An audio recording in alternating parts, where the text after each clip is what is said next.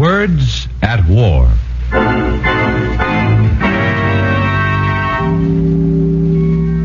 Dearest Hanishka, at last I have the hope that someday you will learn the true facts of my strange story. The good people about whom I want to tell you promise that they can take these notes somewhere to safety and give them to you after the war is over. For the last 3 years, I've been living in a little cellar with one window through which I can see nothing, and a chink in the wall through which I can see very little. I eat after a fashion. I read the paper. Sometimes I listen to the radio, but I hardly ever hear a human voice. I seldom see a human being going by outside. You've been waiting, and not in vain, dear Hanishka. Someday you'll read what I'm writing now. Otherwise, nothing would have any meaning. Our life, our marriage, our worries, our mistakes. No, not even my approaching death.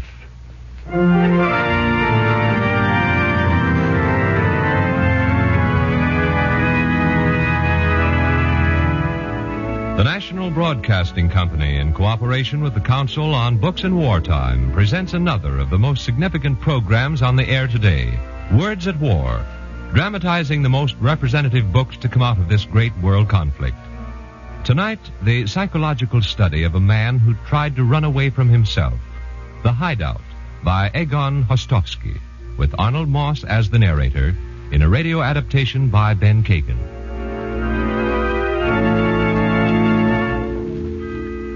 Dearest Hanishka, you must live to get this because you and I have to understand each other. And I'm ready to understand you only now. I've realized so much has become clear since I've been living like a trapped rat in this cellar. Do you know when I first felt absolutely certain that something was wrong in my work, in my marriage, my plans, and everything I was saying and doing? It was in March 1939, just before Hitler took over Czechoslovakia. We'd come back to Prague after a week in the country, and that particular evening we were expecting guests for dinner. My chief, my secretary from the factory, and Bertha Mandel. I was very upset, pretended to read. Then suddenly you turned to me and your tone was casual, almost indifferent. What kind of a man is that director of yours? Well, I don't know much about him, Hanishka. He's only been at the factory 2 weeks. He's a little loud, but I think that's because he's shy. He really invited himself tonight. He said we ought to talk privately sometime, and besides, he'd like to meet my wife. I don't know what he's after. Maybe nothing at all. I doubt that. What's his name? Kraus. Otto Kraus. And please, let's not talk about politics or Jews or about what's going to happen to Czechoslovakia. On account of Bertha Mandel? Yes. Isn't it really only panic that makes her want to go away and try to find work in France? Oh, no, it's not. It's going to be very bad for the Jews here no matter what happens. She's coming to say goodbye to us, so why upset her for the last time? There's no need for you to worry. I'm very fond of Bertha. And you know that I'm not jealous. You frightened me when you said that. How could you have known that I'd been thinking of Bertha Mandel, wondering whether I'd find the courage to tell her that I loved her and whether it would be true if I said it? The doorbell saved me from answering you. My chief had arrived.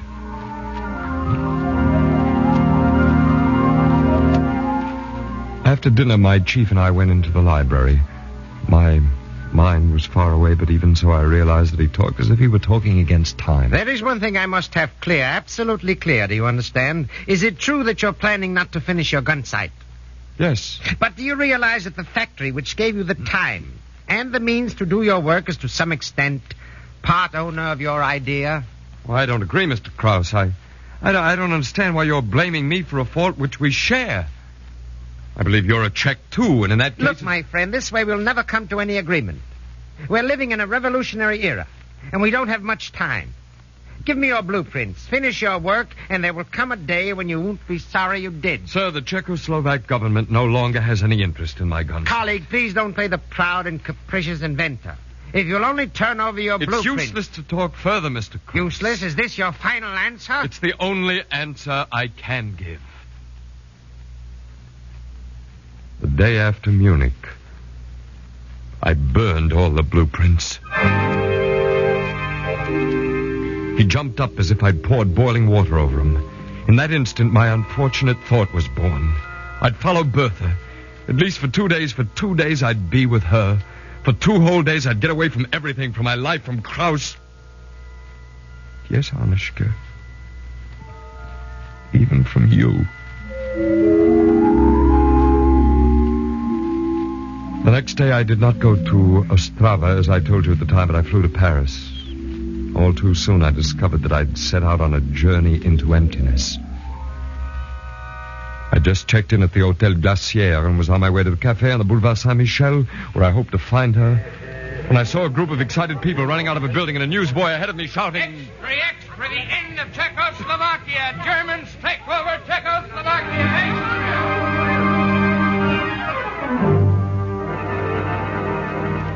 In that moment, I aged 10 years. I had to hide, to wait, to escape. I rushed back to the hotel, hoping to find some word from my secretary. My letterbox was empty.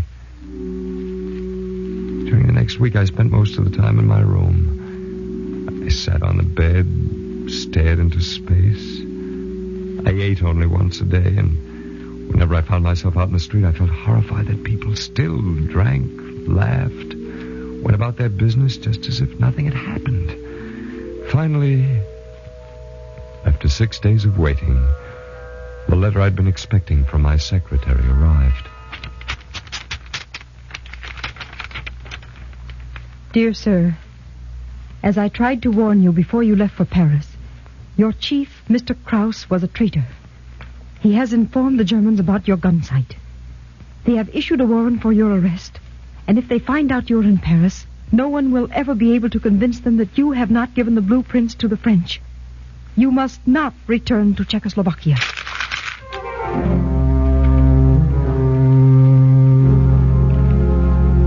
So, Hanishka, it was all finished now. I could never go back. I could never see you and the children and explain. I moved from hotel to hotel, from more expensive ones to cheaper ones, and at last I was living on the outskirts of town in a dirty little attic room. I grew a beard, my hair got so long it covered my collar. Day in and day out, I wandered through the streets of Paris, and people followed me with their eyes as if I were a freak.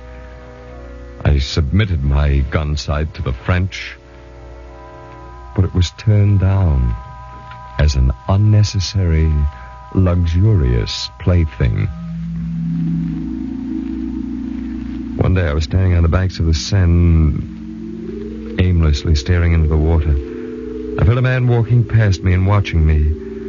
I was already reaching for my papers, sure it was a policeman, but I was too lazy to turn around. Would you do me a small favor, sir? You'll be disappointed. My papers are in perfect order. I don't want any papers, but now that you've spoken, I beg you even more urgently for a small favor. Please turn around. If you insist. Thank you, that's all. I made a mistake. Forgive me for interrupting your philosophy. Now, wait. Yes? You've made no mistake, Dr. Aubin.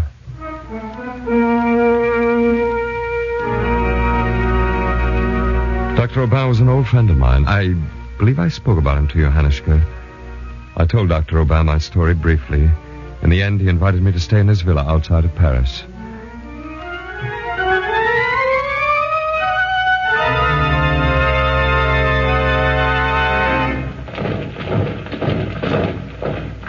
In June of the following year, the Germans were in Paris. There was panic in the air, and I stood trembling inside Dr. Aubin's villa, watching the terrified crowds who clogged the roads. It was almost dusk when I heard the door open. Oh, there you are. I was afraid you might have gone outside and walked right into their hands. Dr. Aubin, I can't stay here. I must get away. Please, you must help me. It's too late for that. You must stay here. I can't. They'll find me. They're sure to search. I'll hide you. I have a nice bed in the basement. I'll keep you hidden through the whole war if necessary. You mustn't go out, of course, not even take a step out of doors, but I'll never lock the door. You must train your will. You must say, I know that I can go out into the light whenever I want to, but I won't do it. You understand? Yes. Yes, I understand. Very well. Come along now and we'll look over your new bedroom.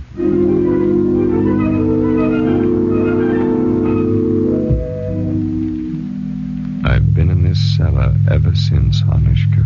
In the darkness of the cellar with all the Germans around me. At first I felt safest in bed, bundled up in the covers with a pillow wrapped around my head, but it was necessary to walk around too, to stretch my legs, get washed somehow, keep myself occupied.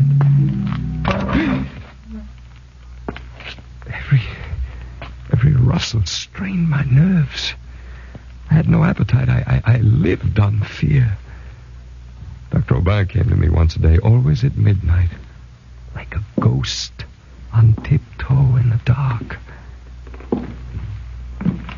Still here? I brought you some cheese and some newspapers. Thank you. Sit down and eat. No, I'm not very Now, hungry. go on, eat. I have something to tell you. What is it? Now, don't be frightened, but one of them lives right above you, an officer. He says he'll stay with me for a week. Yes? I think that the locked door was... taking the lock off the door was an excellent idea. It's a relief to you, isn't it, to know that you're really free, that you can walk out of here any time you want to? Yes. Yes, a great relief. Good. Well, I'll have to go back now. He might get suspicious.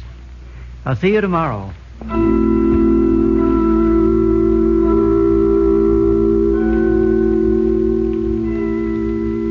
Time passed. Days vanished. Weeks. Months. Many months. I suffered and rejoiced. I believed and did not believe. Hoped and grew despondent. Soviet Union was in a war. America was in a war. My teeth started to fall out. All my fingers and toes burned with cold. Once the Gestapo examined Dr. O'Brien for 4 days. I couldn't eat or drink during all that time. Then I lay in a fever for 6 weeks and was delirious for 3 more. I thought I'd changed into a spider. A spider crawling around the walls. Time passed.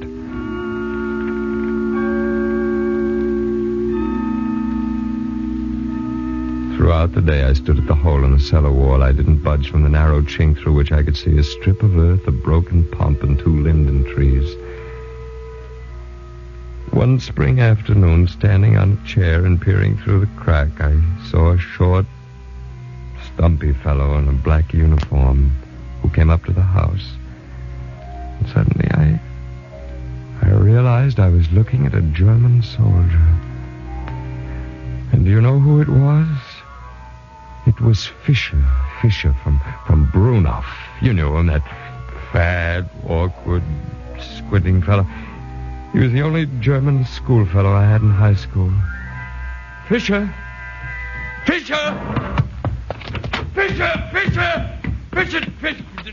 Don't you recognize me? Huh? Who are you? What the devil? Pussyfoot. You are Pussyfoot, aren't you? Yes. Well, it's good to see you. Say, you certainly changed. I have to go back in. Well, let's go back then. How did you get here, Pussyfoot? Did they send you to work in the French factories? Hey, you're in some kind of mess, aren't you? That's why you want to get out of sight. Hey, where are you taking me? In here, please, Fish. I have to close the door. Well, all right, Pussyfoot, spill the beans. I'll tell you the whole thing, Fisher. All through 1937-38, I worked on a site for anti-aircraft guns. After Munich, I burned all my blueprints. A few days before the occupation of Prague, I flew to Paris, and that trip had absolutely no political background. My chief reported me. He thought I'd run away from Prague to turn my plans over to the French. I'm not going to keep anything from you, Fisher. Later on, I really did offer my gun site to the French, but they didn't take it. And since then, I've been hiding from you people. Just now was the first time in 3 years that I've left this hole. Pussyfoot, you're a Knox. Boy, are you an ox. Who's a swine that's been keeping you in prison here? Prison? Huh.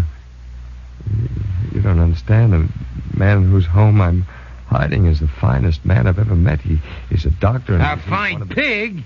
We'll throw some light on him yet. For heaven's sake, Fisher, what are you talking about? Do you know, you old fool, that you can be home in a week? Home? Home to Prague? You think that An engineer in our time, an inventor, an unpolitical person, and he the idiot Hyde. Stupid. Within a week you're in Prague and you won't catch a thing. That French pig will catch it all for you. I'll take care of him himself. But, Fisher, how could you want me to bring misfortune to my troop? Well, perhaps my only friend. I'm surprised at your pussyfoot. I'll tell it to you straight. From now on, it's none of your business what I do. This French swine will be charged with holding you prisoner. That's final. Just tell me once more, please. Are you absolutely inflexible about my friend? That's your last word, Fisher? Of course. It'll be the firing squad for him. I see. All right. Let's go. Let's go outside. Good. I'm finding it hard to breathe in here already. Now, don't worry, old man. We'll agree in the end and come to a good understanding. Hey, it's dark, isn't it? Where do I... Straight ahead, Fisher. Oh. Keep going. I'm right behind you. Hey, what was that? Hey, Pussyfoot... Turn around, Fisher. What? Pussyfoot, what are you... Pussyfoot, what are you doing? Drop that spade, Pussy!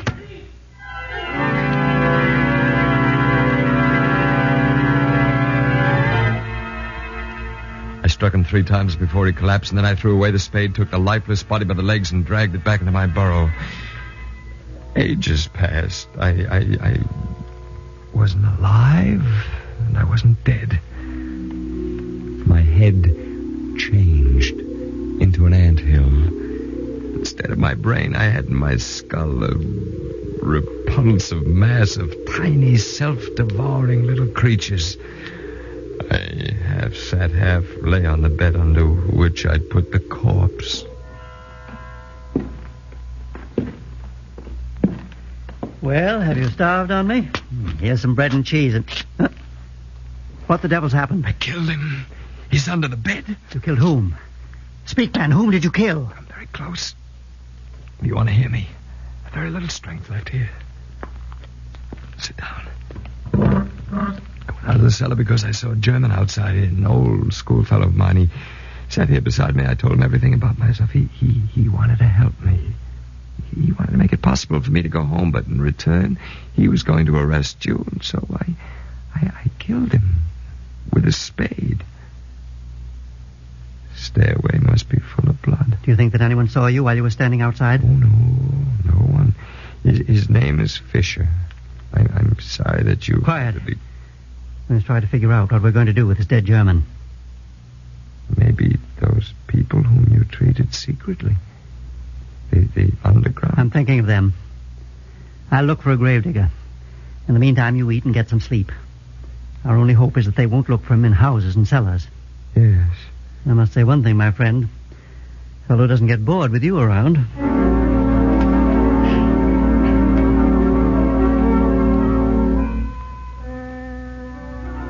Wake up. Wake up. Not asleep. You've slept 24 hours. Here, I have some milk for you. Take it, drink it.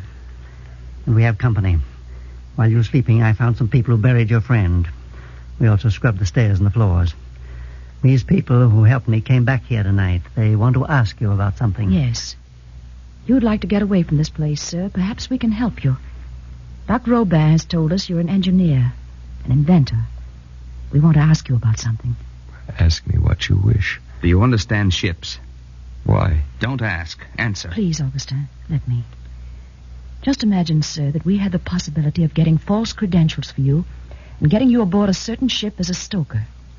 That ship's going to sail after a time to pick up certain immensely vital materials which it's necessary to destroy. The crew will be partly German, partly French. Would you know how to sink a ship? Maybe if I had a bomb. We're wasting time with this man. He wants a bomb. If you could put a bomb into the suitcase of the man we have on that boat, then we wouldn't be sending you... Augustine, calm down. Look, sir, you're an engineer. Perhaps you can figure out a way of sinking a ship like that without an explosion.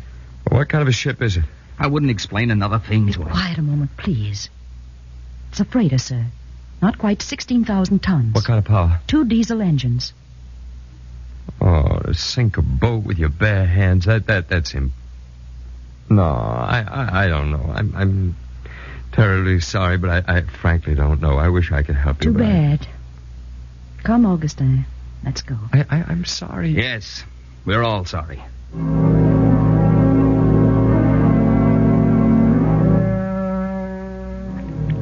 It never occurred to me that now I was in the gravest danger, that I might be discovered by the Germans at any moment. After that visit of the underground people in my prison, I changed beyond recognition.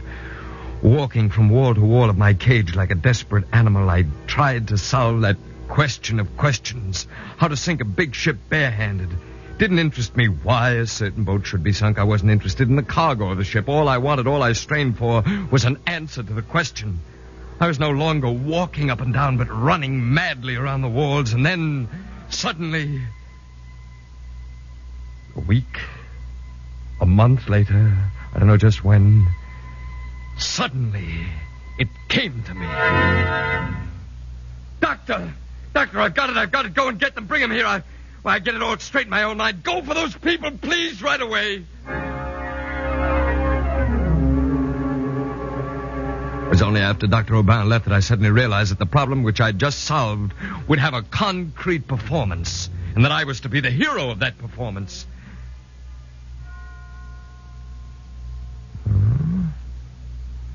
I just drawn the lot of death. All that I'd solved for myself was a means of committing suicide. My enthusiasm vanished. To die? For nothing? Oh, no, that's not why I hid myself, why I suffered like an animal in a trap, why I became a murderer. Again, I ran around in circles like a madman chasing himself. All at once, time began to pass too quickly. I was hoping that Dr. Aubin wouldn't find them, that he'd never get here. They were in the cellar. They'd come. I could feel them standing near me in the darkness. Good evening, sir. I think, my friends, I can give you some advice, but first of all, please answer a few of my questions. Is there access to the screw propeller on this boat? Yes. Could you get hoists on board? On every decent ship, there are lots of hoists. And could the man who was to sink the boat have at hand a very long steel or chain? Yes, there are many chains aboard a ship. All right, then, here's the plan. A force can be generated on the boat by a proper combination of pulleys. Your man will set and fasten the hoists on the main beams of the boat and will then connect these hoists with a very long and powerful cable or chain into one system. The cable from the hoist leads to the propeller shaft and will wind around it at least 4 or 5 times. The rotating propeller shaft will pull the chain and break the beams and the hull.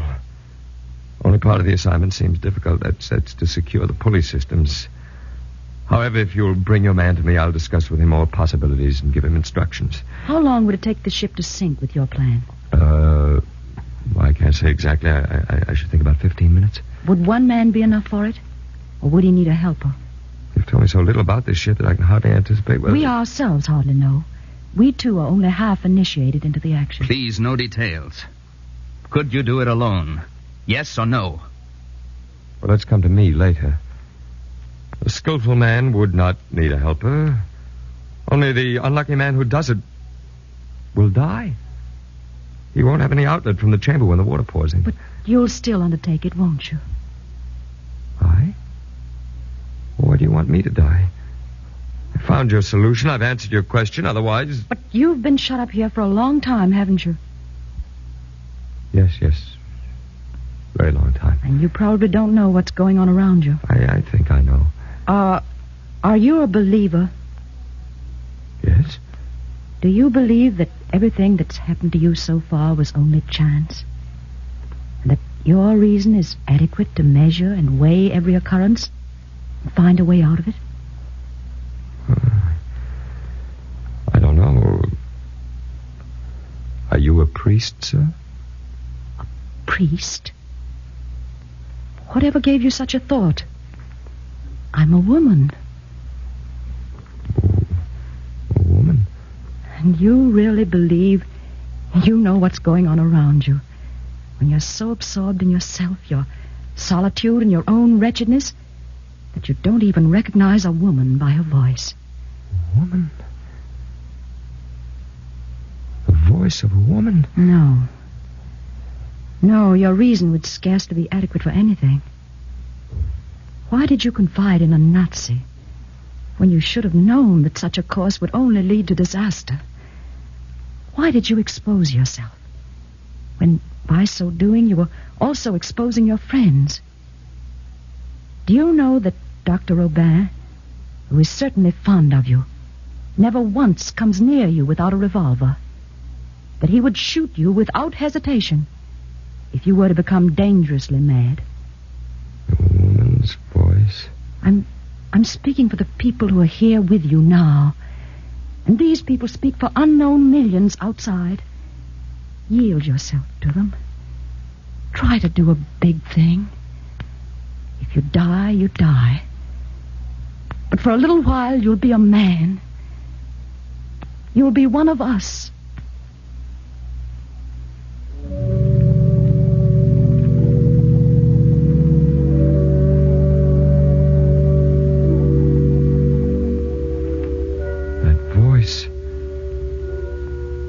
That voice. Now I knew. It belonged to my mother. It belonged to you, Hanishka. To my sisters, my daughters. When it finished speaking, I was half kneeling, half lying on the floor. The walls of my prison had vanished. Well, sir, we're waiting for an answer. I'll do it. Yes, I'll do it. I'll be one of you. I'll be a man. No longer a mouse in a trap, but a man. A man.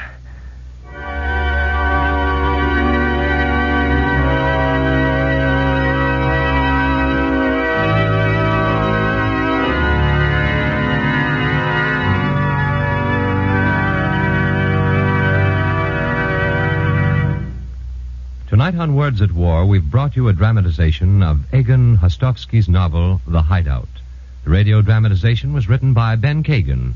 Arnold Moss was the narrator. Others in the cast were Norma Chambers, Joan Shea, Joe DeSantis, Edgar Staley, and Jim Bowles. The music was arranged and played by William Meader, direction Garnet Garrison.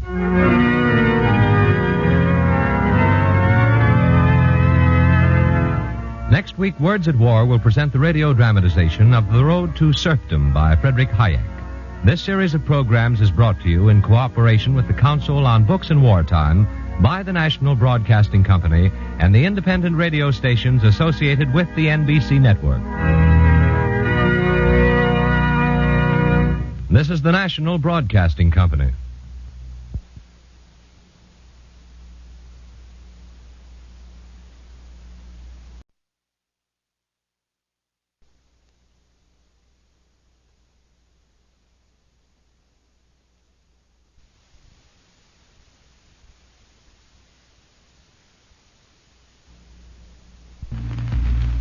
Words at War.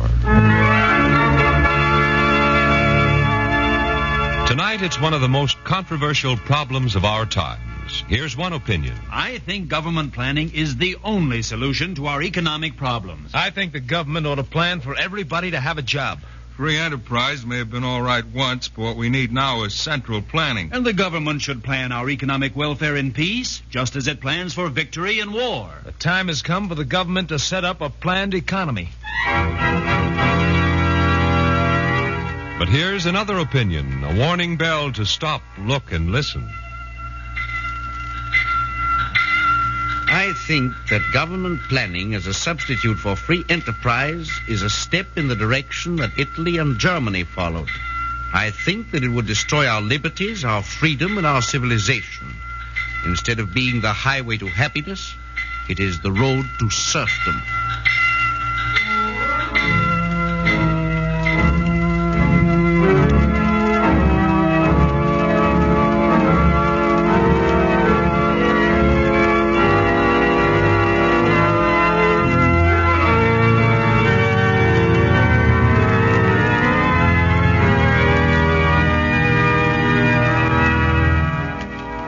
Tonight, the National Broadcasting Company, in cooperation with the Council on Books in Wartime, brings you a radio impression of one of the most talked about books in America. It's a direct challenge to much that is being thought and spoken these days. It's one answer to the question, shall we have a planned economy directed by the government, or shall we have free enterprise based on competition? Some of you may like it, some of you may not. But in keeping with the spirit of this Words at War series, here is one of the most provocative and widely discussed books of the day. We present The Road to Serfdom by Friedrich A. Hayek.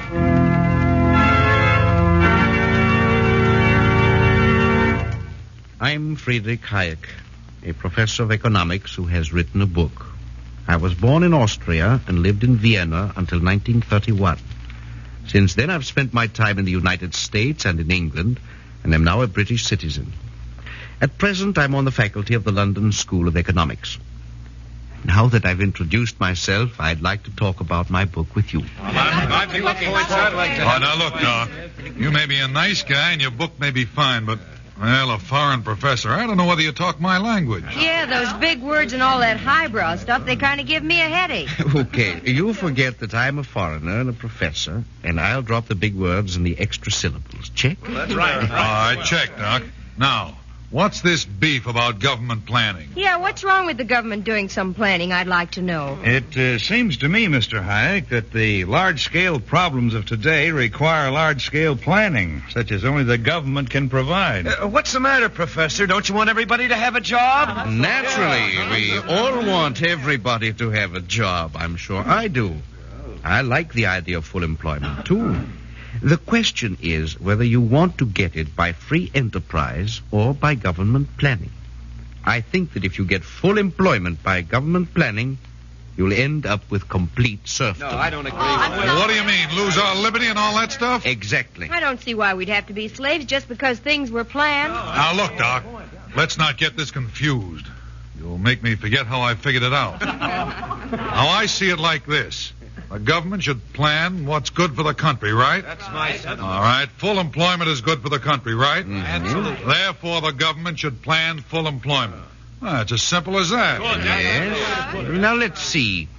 A person should wear clothing in public, right? Yeah. A bathing suit is clothing, right? Yeah. Then why aren't you wearing your bathing suit? Why don't... Oh, now, Doc, that's silly. No, you see... It depends on what kind of clothing, where in public, and it depends on what kind of planning.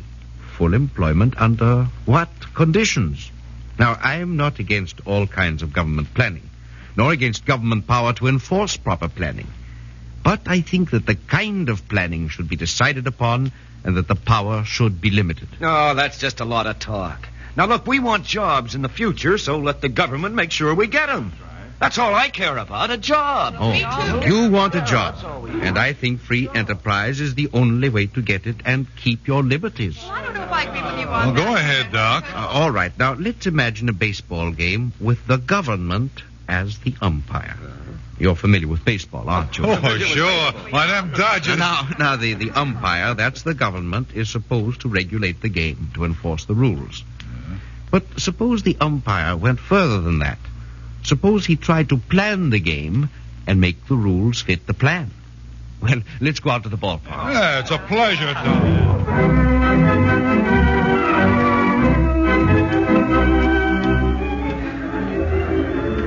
And now the batter is up at the plate, and the pitcher winds up, and here it comes. Strike? Hey, look, Ump, that was 3 feet wide of the plate. Well, yes, but you're such a big fellow. You can reach further than the other players. Don't you think it's only fair that you should? Only fair? Well, look, the plate's the plate. Now, let's not be unreasonable. Play ball. And here's the pitch again. It's high on the inside. It hit the batter. Boy, that hurt. But it puts me on first base, huh? Now, wait. Hit you pretty hard, didn't it? Yeah. Well, now, I'll tell you what.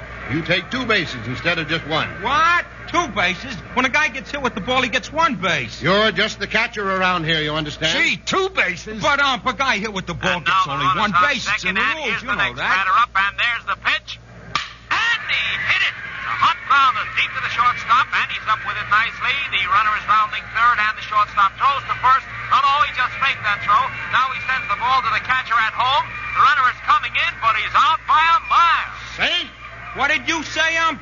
I said he was safe. He was out by 10 yards. Look, he hasn't touched the home plate yet. Yes, that's true. But how was he to know the fielder was going to throw home? How was he to know? But the rules. There's nothing in the rules that says All that. the same, it was a very underhanded thing to do, so the run counts. There seems to be quite an argument down there at the plate. While that catcher's holding the ball, the runner on first makes a break for second. But the catcher sees him. He throws to second, a beauty, and the base umpire calls him out. Yes, sir, he's out. Oh, wait a minute. The head umpire signals that he's safe.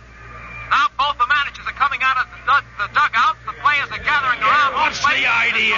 Everybody could see that he was out. I think you're taking a very narrow point of view. After all, your side is 4 runs ahead now. Well, what difference does that make? I think it's only fair to give the other team more of a chance. You like close games, don't you? Well, maybe I do, but still. Certainly everyone likes a close game. All the same, if the man's out, he's out. Now look, I'm planning this game, not you. Play ball!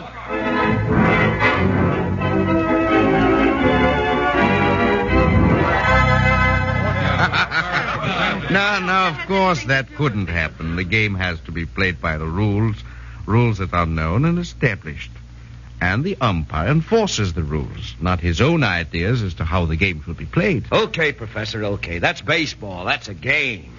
We're talking about government control of business. Well, that's exactly what I mean. Well, if a baseball player has to be able to rely on an unchanging rule book when only a game is at stake, think how much more important dependable rules are to a businessman when the stakes are his business and your job. Now, here's how that kind of government umpiring might work out in business.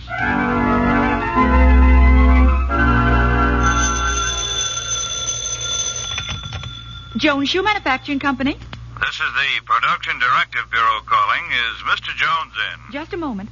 It's for you, Mr. Jones. Washington calling. Oh, yeah. Yes. Hello, this is Mr. Jones. Mr. Jones, the Production Directive Bureau has had to reduce your spring quota. Instead of 50,000 pairs, you can make 25,000. What? Wait a minute. Well, you told me yourself 50,000. I went ahead on that. I got the leather. I'm sorry. And instead of sports shoes, we've had to shift you to the work shoe classification. Oh, now wait. I can't shift over to work shoes now. The cost. I can't afford it. We can't throw the whole plan out of line, you know. We're depending on you for the work shoe quota. But I'll go bankrupt, I tell you. Oh, there must be some way you can manage, some economies you can make. But there's nothing to cut. I can't cut on pay. The union will strike. I'm sorry, Mr. Jones, but orders are orders. Goodbye.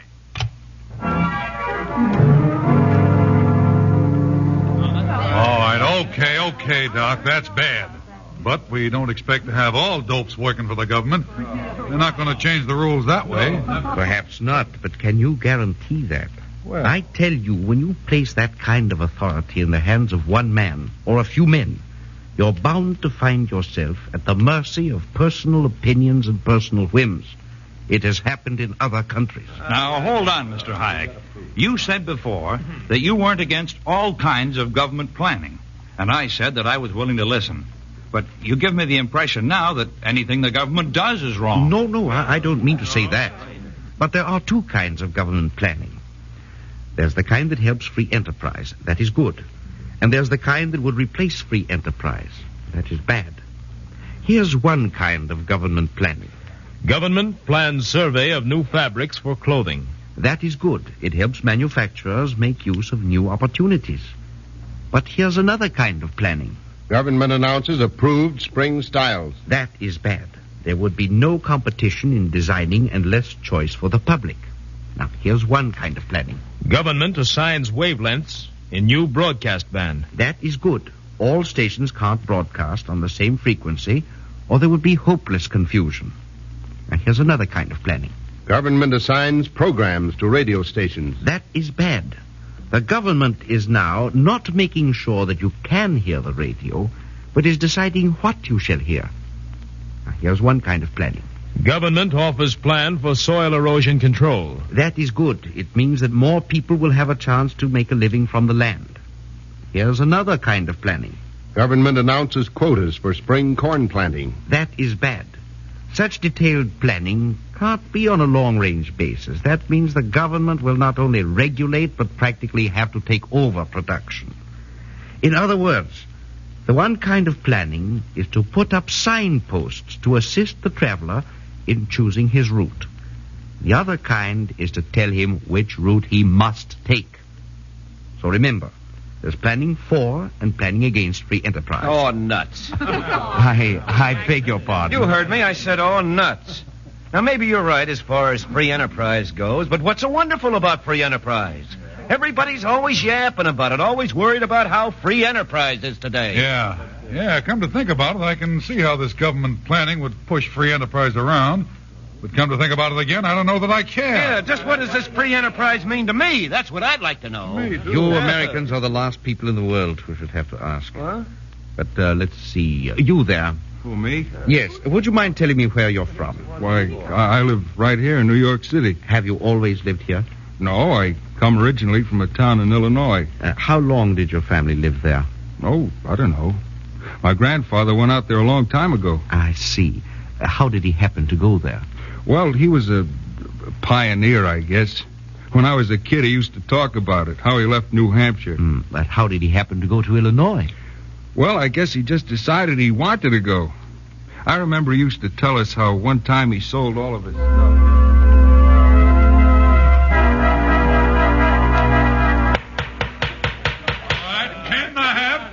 $10 once, $10 twice, $10 3 times. So to the gentleman over yonder, and that ends the game. I want to congratulate you. Well, that's the end of that. Are you sure you realize what you're doing, Jeb? Selling all your stuff and setting off for Illinois? Yep, I've thought it all over. I've really got a hankering to get out to that country. But, Jeb, it means leaving your home and all your friends behind. And it's a mighty dangerous trip, too. I know. When the time comes, a man's got to try to better himself. I don't take it easy leaving here. I've had mighty good friends, such as you, Jerry. Thanks, Jeb. But I can see something out yonder I could never have here. Well, I reckon I can understand what you mean, but you had a mighty good blacksmith trade here, and we'll miss you that way, too. You'll find another one. In fact, it'll give someone else a chance. I know it means a lot, risking my home, my family, everything that I've worked for here, but I'm willing. I think that out there in Illinois, I can get something better, have something better for the young ones, be something better myself, maybe. You're taking a big chance, Jeb. A man's got to risk a lot to get a lot. I'll make it out somehow, and I'll make something out of it when I get there. Don't mind saying I'm a little scared, but more than that, I like the idea of doing something on my own.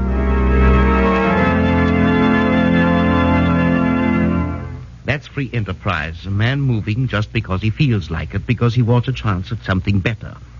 It's a man feeling that he has a right to start from scratch on equal terms with his fellow men, and that he has a right to go as far as his courage, his work, and his ability will take him. Now, how do you think your grandfather would have felt if there'd been a government agency to say, you're a registered blacksmith, you're not needed in Illinois.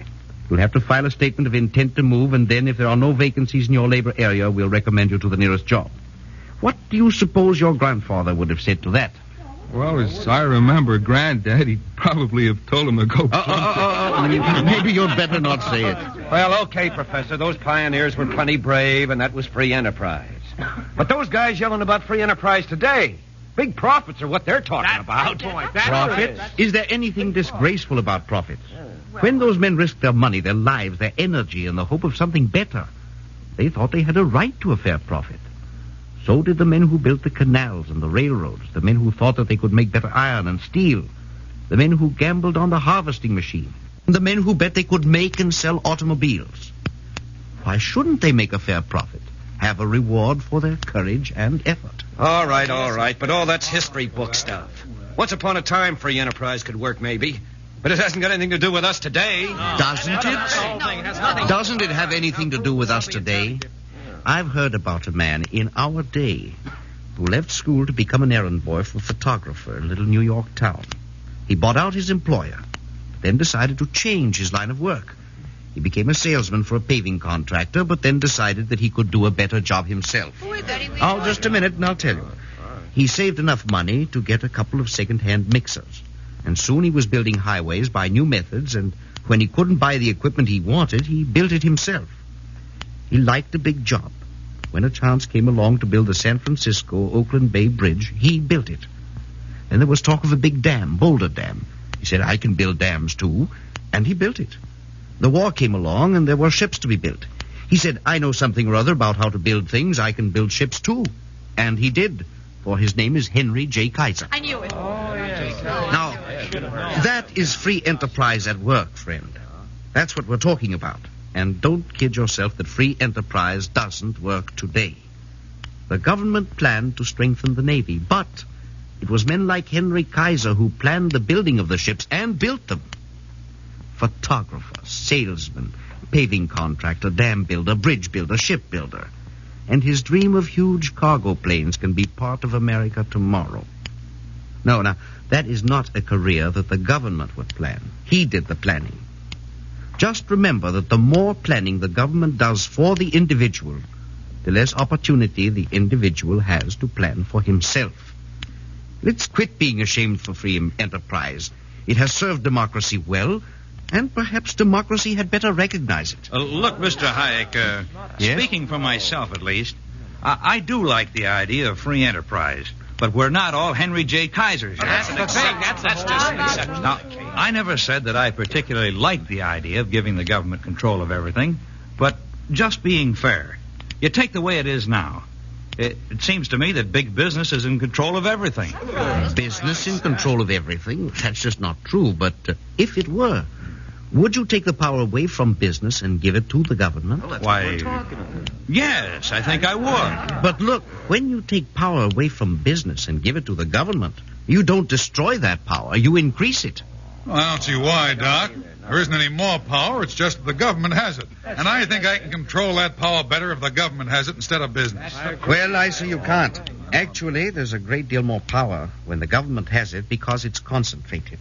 Now, I'll grant you, if you show me 100 wealthy industrialists, they represent a lot of power. But it's not all in the hands of one of them or even a small group of them. They, too, have their differences. After all, they're in competition with each other. Now, when it's all in the hands of one group, as it would have to be in the hands of a central group to make central planning work, the power is magnified. Well, I don't see how it could be much worse than it is now. As far as I can see, my boss, by using the power of the dollar, has as much control over my life as the government could ever have. Say that again. Maybe I wouldn't like some government regulations, but what about the spot I'm in now? Sure, I can gripe, but what else can I do about it? All right, sir. Here's something that might happen in normal times in America. You come home from work and...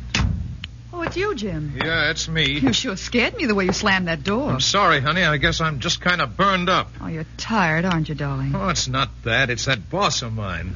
I'd like to sock him on the nose, that big Oh, fat... now, Jim, you can't very well do that now, can you? No, I suppose not, but I sure get awful fed up. I know you do, dear.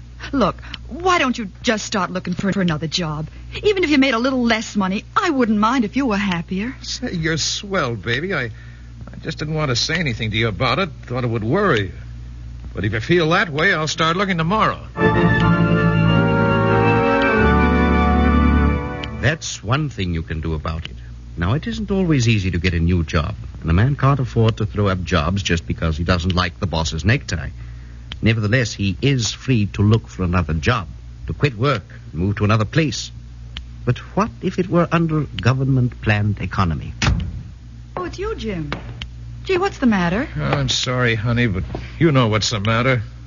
What's always the matter? That supervisor again? Sure. I don't know what's wrong with that guy, but he sure's got it in for me somehow. Oh, Jim, can't you get transferred or get a release or something? Oh, honey, we've talked that all over a dozen times. wouldn't give me a transfer just out of spite. You can't get a release just by saying you don't like your boss. Even if you just apply for one, it goes on your record. No, you just got to keep your mouth shut and hope he drops dead or something.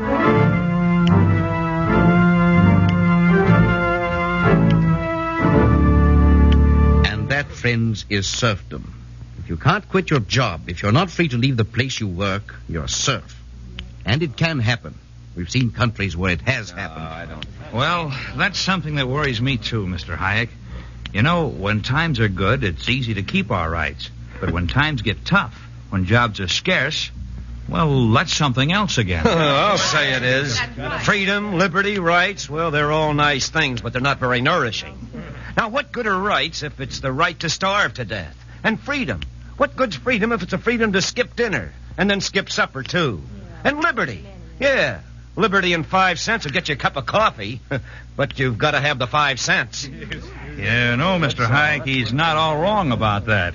When things are bad, well, you can hardly blame people for feeling that their rights aren't so important. Perhaps you're willing to give up your rights, your freedom, and your liberty to win some security. But it's not a new solution to your troubles. I've heard it said before that democracy is outworn, outmoded, no longer useful. A man got up in Italy not so long ago. He stood on a balcony, stuck out his chin, and told the Italian people that they need not be hungry and oppressed, that he would look after them and see to it that their babies were fed, and that he had a plan that would solve all their troubles. All they had to do was give up their liberties. Let him decide what they were to read, when they were to work, and how much they should be paid. People listened to him. And you know what happened to them? Those babies they loved. After he had humiliated them, tortured them, made them the scorn of the earth, they took him in their bitterness and hung him up by the heels in a square of Milan. And the little man got up in Germany, told the Germans that they need not be hungry and oppressed, that he would look after them and see that their babies were fed, that he had a plan that would solve all their troubles. All they had to do was to give up their liberties. And the people listened to him, and you know what happened to them and to the babies they loved. After they had become less than men, after they had become the scorn of the earth and the despised of history, they find themselves without food, and without honor, and without hope. Hey, now, hold it just a minute, Doc. This is America. This is different. I mean, after all, we got a democracy. Now, here in wartime, we give guys lots of power to get stuff done, don't we? But all the same, we haven't serfdom. Anyhow, I don't feel like no serf. Yes, that's true. And the reason The reason is because they're our powers. As long as we got the final say as we have in a democracy, we can give our government all the powers we want to. And we can I wish you were right. The fact that it's democratic power doesn't mean that it won't be abused. The power must be limited. In wartime, it is limited by the fact that it's granted only for the purpose of war. But if we carried such powers over into peacetime to solve our economic problems, they wouldn't be limited. Now, look, Professor, I'm still not scared. Okay, so with the government in control, you got regimentation. So what? I don't mind being regimented a little. Is that so? I wonder how much of it you've endured. Pardon me, would you come up a minute, Sergeant? Oh, sure. What is it? How do you like being in the Army? Oh, swell. How would you like it if there weren't any war?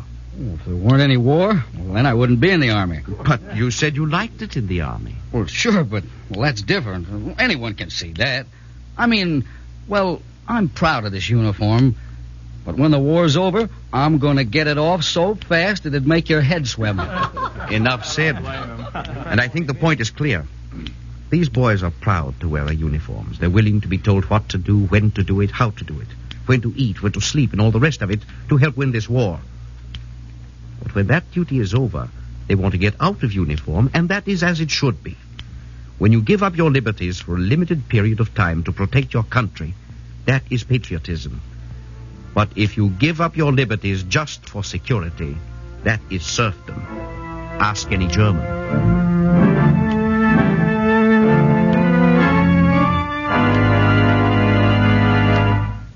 May I congratulate you, Mr. Hayek? Well, thank you, sir. I'm a businessman, and you've expressed just what I've always thought.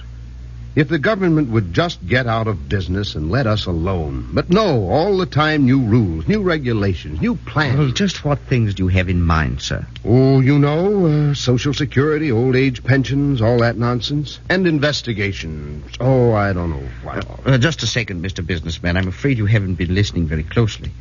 The things you've mentioned don't necessarily interfere with free enterprise. I happen to think that the government should plan to protect every citizen against privation and hardship which he suffers through no fault of his own. But I thought that, government interference, it makes it awfully hard for the businessman. Yes, you too have to sacrifice for freedom, you know. Short-sighted businessmen have made it difficult to defend free enterprise because they wanted to be not only free, but also easy. You've got to be just as much for proper governmental regulations as you are against undesirable regulations. You've got to encourage the right kind of government planning, or you'll get the wrong kind. Monopoly, the restraint of free trade, and special privileges are the enemies of free enterprise just as much as central government planning is. Mr. Hayek, thinking it over now, none of us want to give up our liberties, and most of us, at least, don't want a lot of government control. Now, you said if we don't get the good government planning, we'll get the bad. Just which is which again? How can we judge? Well, ask yourself whether the planning makes competition more free and more fair, or whether it substitutes something else for competition. Eternal vigilance is the price of your freedom in politics. It is also the price of your freedom in enterprise. Mr. Hayek, you mentioned that wartime restrictions shouldn't be carried over into peacetime. I suppose that the more quickly they're abolished, the better. Oh, no. On the contrary, to avoid confusion and hardship, we should readjust to peacetime slowly. But we should be planning to return to free enterprise, not planning to make wartime controls permanent. Now, look, Professor, you said some stuff that I guess I'll have to think over. But it's still a fact that free enterprise just hasn't worked. At least not to my satisfaction. Nor to mine. But I think the trouble is not that free enterprise has failed, but that it hasn't been fully tried. You can criticize your American democracy, too, if you like. It hasn't worked to everyone's satisfaction at all times. But I think you'd agree that what you need is more democracy, not less. And I think what you need is more freedom of enterprise, not less. It's natural to be dissatisfied with what hasn't worked out perfectly. But in your dissatisfaction, you may do what some other nations have done. I ask you to remember one thing. When government planning takes the place of free enterprise, you're on the road to serfdom.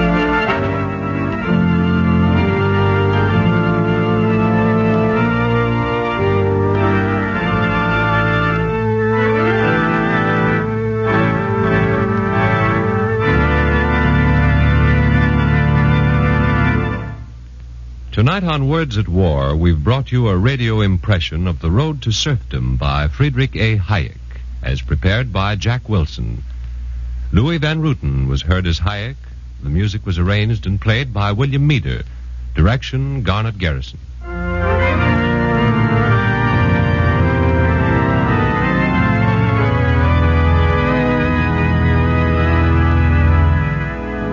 Next week, Words at War will present the radio dramatization of Wartime Racketeers by Harry Lever and Joseph Young. This series of programs is brought to you in cooperation with the Council on Books in Wartime by the National Broadcasting Company and the independent radio stations associated with the NBC network.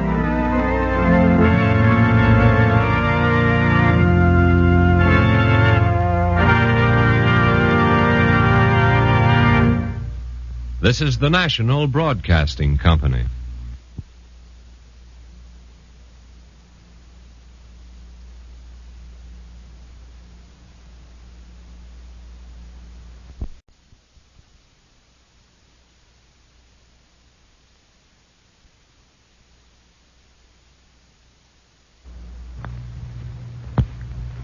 Words at War.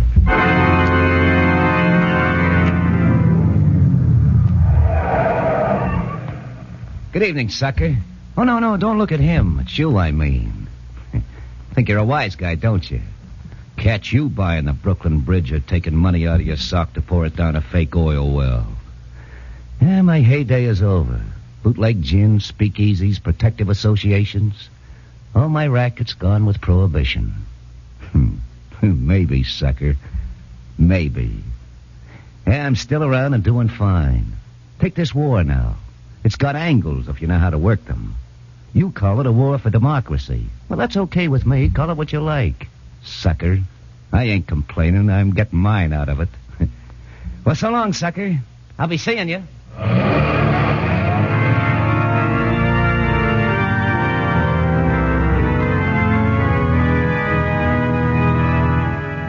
The National Broadcasting Company, in cooperation with the Council on Books in Wartime, presents another program in the widely discussed series, Words at War. Tonight, our story, dealing with the enemies on the home front, is based on the book by Harry Lieber and Joseph Young, Wartime Racketeers. Ted Osborne is the narrator.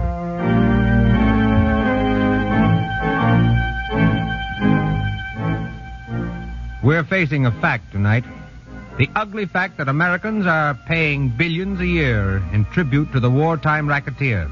The whole crew of them, the swindlers, the hijackers, the gunmen, are out to line their pockets with your earnings, Mr. and Mrs. America. Not in a dark alley at the point of a gun. That's pre-war technique. The gangster 1945 style operates in broad daylight. You may meet him in the corner meat market or grocery store. You may rub elbows with him in a crowded railroad station. But my friends are expecting me. I've got to get to Chicago. I've got to. At the station master's office. I'm sorry, all trains for the month are completely sold out. Next. I'd like one what am I going to do? Pardon me, madam. You want a reservation to Chicago? Do I? You have one to sell? On the Century for tomorrow for $100. $100? That's what I said, lady. But that's twice as much as well, after all... Excuse me. I thought you had to get to Chicago.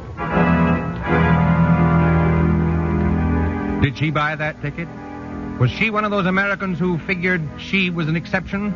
That wartime sacrifice was fine for other people? The government request that civilians avoid all unnecessary trips did not apply to her? She knows, as you and I know, that all trains are needed to bring the wounded home, and that to speed VJ Day, troops must be carried to the Pacific coast. Was her trip so urgent that she had to buy a ticket on the black market? You're nuts. What's that? Just me, sucker. I told you I'd be seeing you. Sure, me and my pals are doing business at the railroad stations, at the meat market, and the grocery stores, too. It's a free country, ain't it? People want to buy from us, it's their business. They got the money to spend, sure. They got money to burn. Yes, my scummy compatriot, you're right. Americans have money to spend today. $14 billion more spending money than before the war. But what about it, Mr. and Mrs. America? Do you want to put that money into war bonds to speed the victory over Japan, or do you want it to go into the pocket of this character here, the wartime gangster? According to Price Administrator Bowles, every time the housewife goes to shop, between 3 and 4% of the price she pays for food goes to the black marketeer. In food alone, America is giving the gangster a yearly bonus of $1.2 billion. Sounds big, don't it? Look, peanuts, just part of my take. Look, if you're smart, you can work this war 100 different ways and pick up plenty of change in the process. Listen. Somebody's typing. That's an innocent sound, isn't it? You hear it every day in your office. Well, I got a pal who can use a typewriter, too. He's the kind that likes to work alone. His equipment is simple. Typewriter, stationery, stamps, a casualty list, and an address.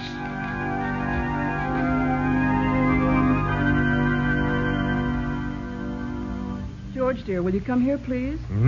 What is it, dear? This letter, there's something strange about it. Let's see it.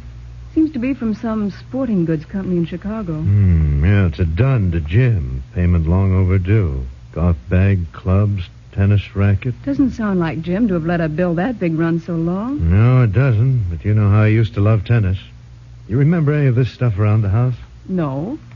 Or maybe he bought it while he was stationed at Great Lakes. Yeah, could be.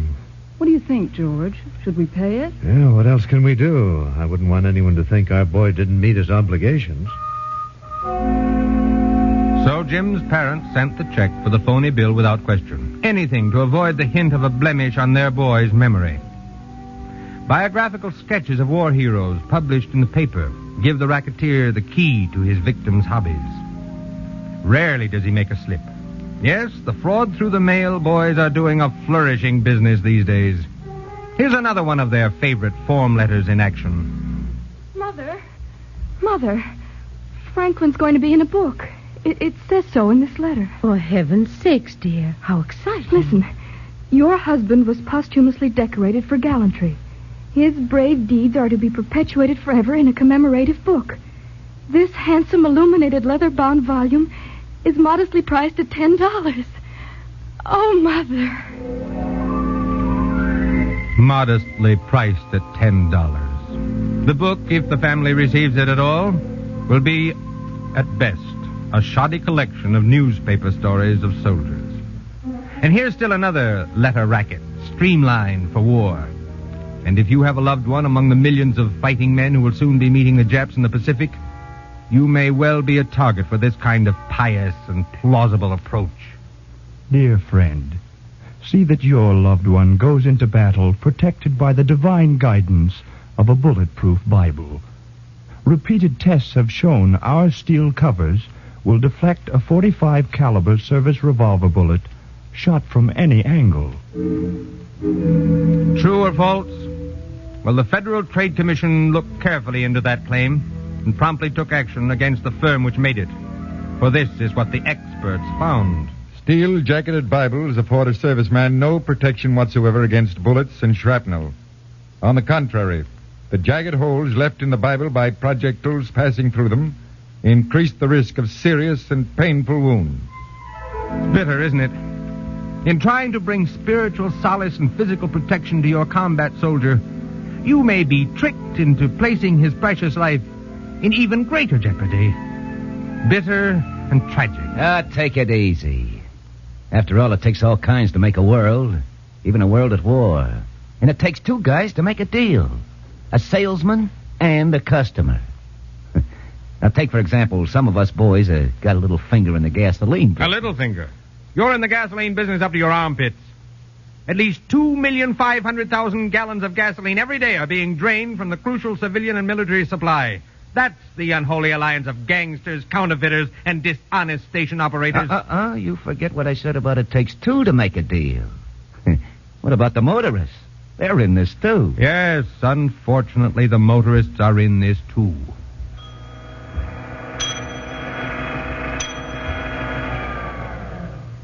That'll be 1080, sir. 1080? Well, there must be some mistake. I only have coupons for 3 gallons. Who said anything about coupons? I filled her up that I was doing you a favor. Oh. Thanks, buddy. Thanks a lot.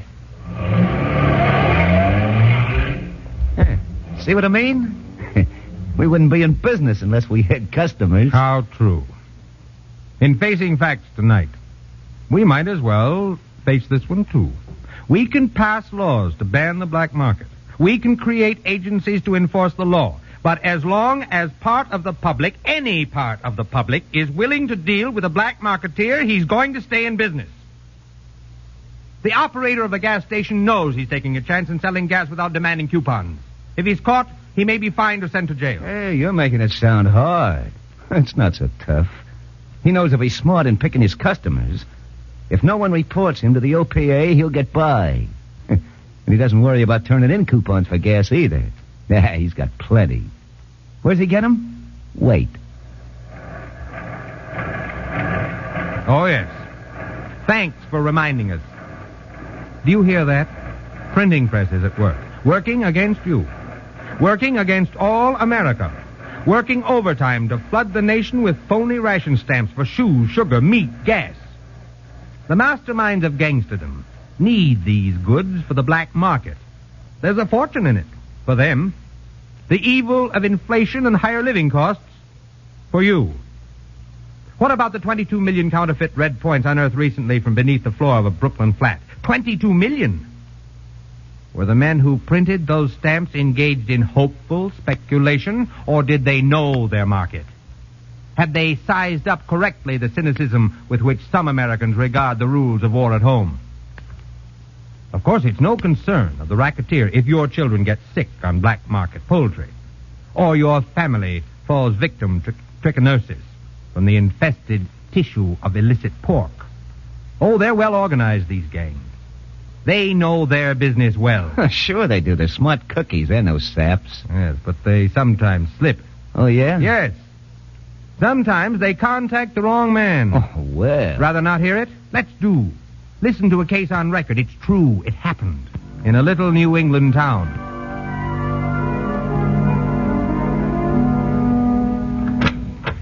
Mr. Williams, this is Mr. Hill. Oh, come in. How do you do, sir? Sit down, won't you? Thank you. I don't know. Maybe I should have gone to the OPA instead of coming here to Secret Service, Mr. Williams. I'll see the OPA. What's it all about, Mr. Hill? Well, it ain't much, except I just didn't like the smell of it. Cyrus Bingham, he's another printer in town, came to see me today. So? Well, seems he had a big job and can't handle it all in his shop. The long and short of it is, he offered me easy money if I'd print counterfeit ration stamps. Oh? And you turned him down? No, and I didn't take him up. I stole him off. Well, wasn't he suspicious? No, he expected it. He's always telling me I'm too cautious for my own good. I reckon he didn't expect me to come here either. Thinks I'm too cautious for that, too. Well, Mr. Hill, you may have something there. If we can work this so it leads us to a counterfeit ring... Oh, I don't think Cyrus Bingham is the head of a counterfeit ring. He hasn't brains enough for that. Well, I'm just wondering if you might lead us to some of the top men. Their label artists, for instance. The engravers in this racket are the slipperiest babies to catch. Is that a fact? Yes.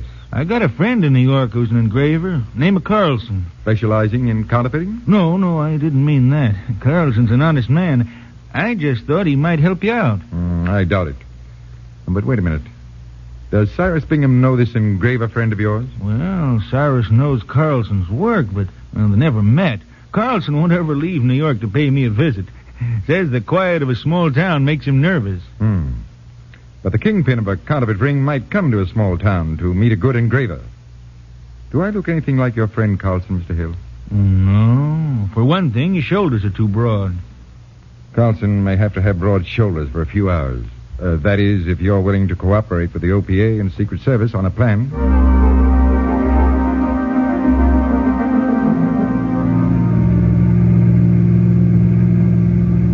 How many more blocks, Sergeant? About 5, Mr. Williams. Turn right the next corner, then we're practically there. Only a few minutes to go, Mr. Hill. Yes, sir. Darn these matches anyway. A little nervous, are you? Oh, no, I just can't get this pipe lit.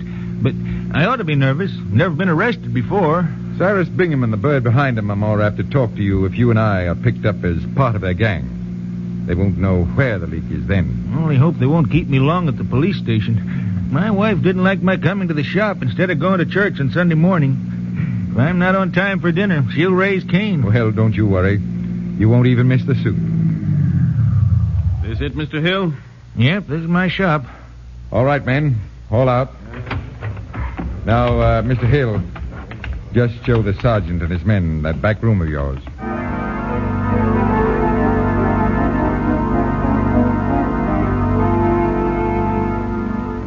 Can you still hear me in the other room when I speak in this voice? Yes, sir. Let's check the cue. What is it again? I'll be taking the noon train back to New York. Right. It's 11 o'clock. They ought to be here. You're sure Bingham didn't suspect a trap when you told him you wanted to meet the big boy himself? Oh, I'm positive he didn't. He thought it was my cautious nature. And just like me to want to meet the man who was going to pay for the job. Quiet. Here they come. Well, hello, Cyrus. Morning, Bert. Mr. Antoine, Mr. Hill's the printer I was telling you about. I'm glad to know you, Mr. Antoine. Meet my friend, Mr. Carlson. Oh, yes, the engraver. That's right. Are you a good engraver, Mr. Carlson? I've had 20 years to prove it. Tell me, could you copy exactly the Great Seal of the United States? I can try. Mr. Hill has some samples of my work. Yes, right here on the table. Yes, not bad. The work of a craftsman, at least. You are responsible for these reproductions, Mr. Hill? I am, sir. You work well together, I like that. I appreciate good work, and I pay well for it. Very well. I'm willing to give you $1,000 now and 9,000 more when the job is delivered.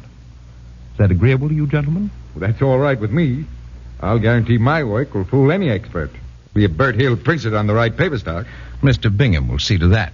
We have ample supplies of specially processed paper, shall I say, borrowed from the government.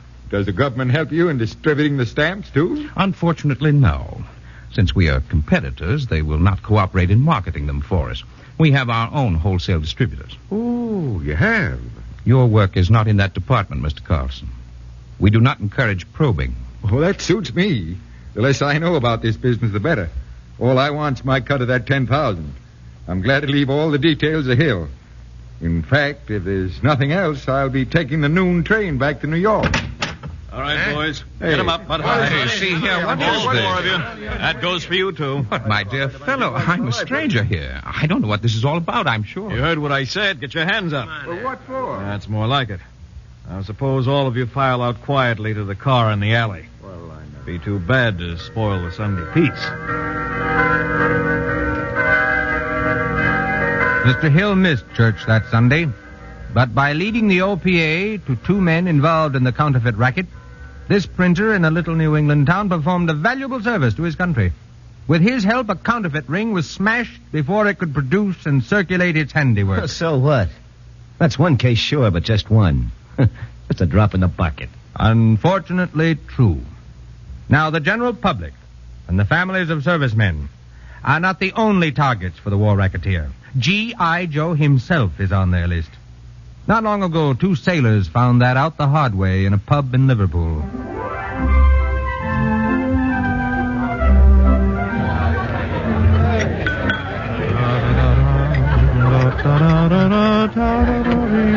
Say, cut out that humming, will you? Well, why? I like the tune. Well, there's nothing wrong with the tune, only my wife sings it. Your gal knows that song? I'll say she does. Last thing she sang to me. No kidding. Yeah. That's my gal's theme song, too. Yeah. Gee, I'd sure give a lot to see her again. We was married 6 months ago, just before I shipped out from Norfolk. Norfolk? Well, that's where I met my gal. Yeah? I never believed in love at first sight till it happened to me. We got hitched there about 8 months ago. If I could just hear her voice just once over the phone. Yeah, it sure would be nice. Oh, boy. Hey, you want to see a picture of my wife? Okay. Hey, of course it don't do it justice. But, hey, take a look. Isn't she a honey? Sure, sailor. She... Hey, well, let me get a better look at that. Why, you two-timing louse, I'll knock your block. You're going crazy? Hey, give me back that picture. I will not. That's my wife. What? Are you nuts? All right, come on, give me that. break it up. Break it up. You heard me. Break it up. Now, listen. Now, cut it. Sure, Patrol. Stay out of this. This is personal. Yeah, I'll say it is. That gob stole my wife's picture. Your wife? Wait a minute. Wait a minute. I suppose this is a picture of your wife, too.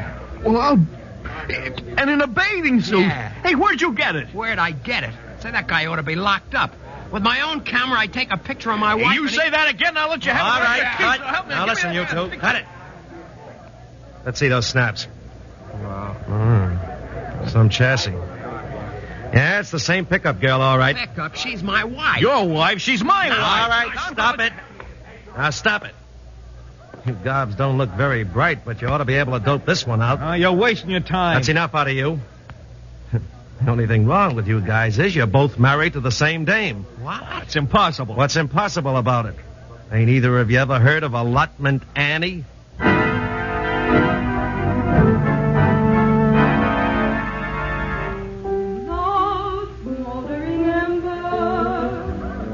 So that's Madge Adair, the queen of the hot spots. That's her. We'll arrest her as soon as she finishes that song. She's just a kid. Don't look more than 17 to me. Not much older than that, probably. This babe is a smooth operator. The Office of Dependency Benefits was just getting wise to her when they got a Navy report confirming their suspicions.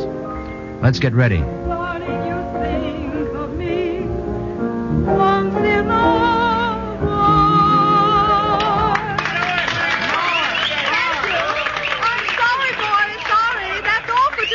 Man, sugar, let's get out of here. Just a moment, Miss Adair. Make way, civilian. Imagine me in a hurry. I got a date with the parson. Oh, Ray, honey, don't shout it to all the world. Why not, baby? I'm proud of it. I want the whole blooming world to know. But it was to be our secret. Secret marriages are rather in your line, aren't they, Miss Adair?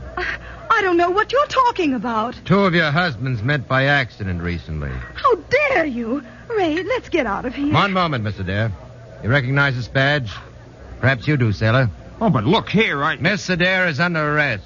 Oh, but she can't be. She's my girl. That's right. You tell them, Ray, darling. We're getting married. Miss Adair marries easily, sailor, without benefit of divorce.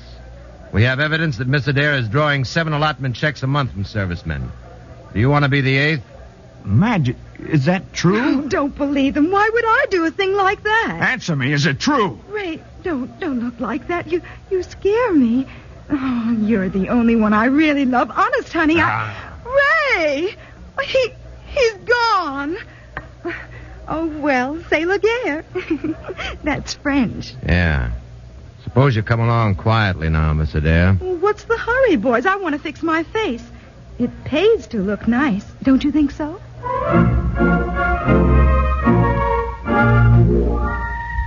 And that's allotment Annie. Very often the product of a broken home, lack of religious training, of too zealous a pursuit of happiness. She continues to trip blithely up church aisles, but sooner or later she trips and falls into the arms of the FBI. She's just an amateur. She don't know from nothing. The guy that's really cashing in is a misery gyp artist. Oh, yes. I was coming to him. He hits a new low of contemptibility. Well, for once, I'm almost inclined to agree with you. Well, even you. The stock in trade of the misery gyp artist is human suffering. His technique is a personal visit to the family of a man in service.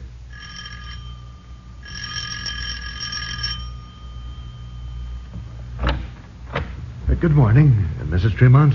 Yes. Allow me to introduce myself, Lieutenant Hitchcock. Oh, come in, Lieutenant. I came to see you about your son. Oh. You are the mother of Private John Tremont, are you not? You know my son. I have news of him. Oh, do sit down. No, sit there in that chair. It's more comfortable. Oh, thank you. I haven't heard from my son for 3 weeks. Is he well? Do you know if he got the box of cookies I sent him? Well, I didn't have the pleasure of knowing your son, Mrs. Tremont. The War Department sent me here today. Mrs. Tremont, your son fell in action somewhere in Germany. Oh, no. I know it's a great shock. I wish there was some way I could help. Yes, But he was so young. Never to see him again. It's been hard for me to tell you this, Mrs. Tremont. There's so little one can say in a time like this. But if it would comfort you to have your son at rest near you instead of some foreign land... Oh, if that were only possible. As a matter of fact, it is possible. The War Department is helping families bring our fallen heroes home for a nominal sum. I don't quite understand. The $100 covers the cost of preparing the body for burial and bringing it home. In every case, our government is willing to contribute half that amount if the next of kin pays for the other $50. $50? Yes, it's not in any way obligatory, Mrs. Tremont. Your decision is entirely up to you. Oh, yes, of course. I suppose you want the money right away. Oh, not necessarily. If it's difficult for you, if you don't happen to have it in the house. But I do. I have it. Thank heavens, I do have it. It's right here in this candy jar. I've emptied my purse into it at the end of every week. I was saving it for him to help him get started on a career. It's grown a lot. Nearly $60. 50 is all the War Department asked, Mrs. Tremont. Yes, so you said. Oh, what's this? Just a temporary receipt for the money, Mrs. Tremont. But really, Lieutenant, that's not necessary. Well, perhaps not, but I prefer you have it. You'll receive an official receipt from Washington in a few weeks. Will it be very long before they send him home? I hope not, Mrs. Tremont, for your sake. I promise you I'll do everything in my power to bring your boy back to you as soon as possible.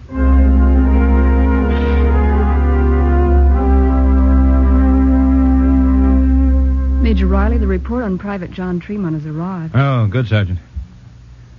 That's as I thought. Sergeant, take a wire to his mother. Yes, sir. Mrs. Harold Tremont, Monroe, Michigan. Am pleased to inform you that your son is alive and well. Urge you to report to police full details of visit and money transaction with so-called lieutenant. He is undoubtedly an imposter. The armed forces never solicit money for hospital or funeral expenses. Signed, Peter Riley, Major. And, Sergeant. Yes, Major Riley? See that copies of Mrs. Tremont's letter are routed to all the proper agencies. The FBI especially may want to question her. She may give them a clue helpful in finding this human scum. Scum. It's an ugly word, but not ugly enough to describe the type of man who thrives on the grief and suffering of others. But they exist, these traffickers in pain and death. They are part of the army of crooks who have fattened on the war. G.I. Joe goes fighting on. He, with his allies, has won victory over the international gangsters of Berlin. He'll keep fighting till the gangsters of Tokyo lay down their arms. But what about the homegrown variety?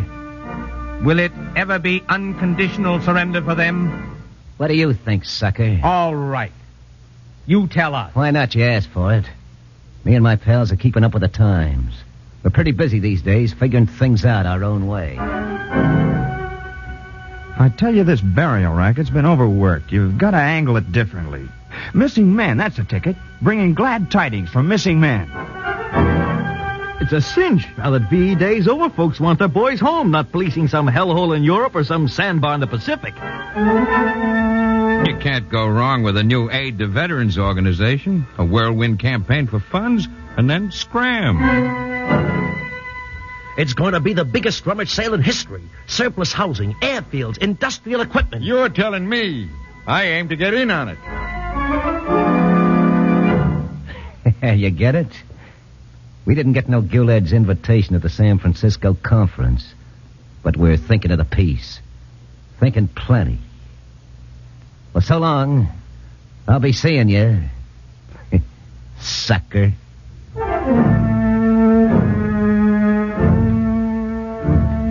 How about it, Mr. and Mrs. America? Will he be seeing you? We're tracking down the war criminals in Europe. But what about those on the home front? They're making their post-war plans now. It's not enough to be indignant. It's not enough to say there ought to be a law. We have laws now to drive them out of business. But in the last analysis, it's squarely up to you and me, the ordinary citizen. Without us, the racketeers and gyp artists simply couldn't operate. Working together, we won the war against Hitler and his gang. We're going to win the war against Japan. And by working together, we can win the home front war. We can free our country of racketeers. We can win the battle for America.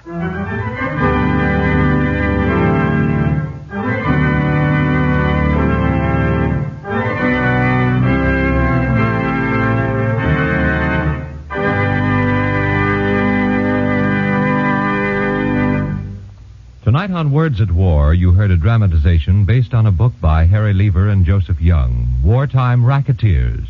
The radio version was written by Maxine Wood and featured Ted Osborne and Chuck Webster. The music was arranged and played by William Meader, and the production was under the direction of Garnet Garrison.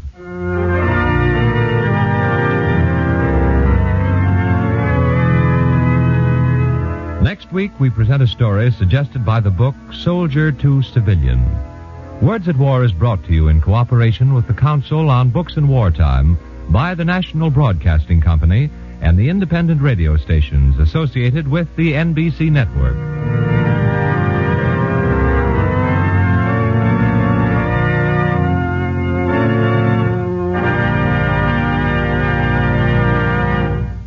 This is the National Broadcasting Company.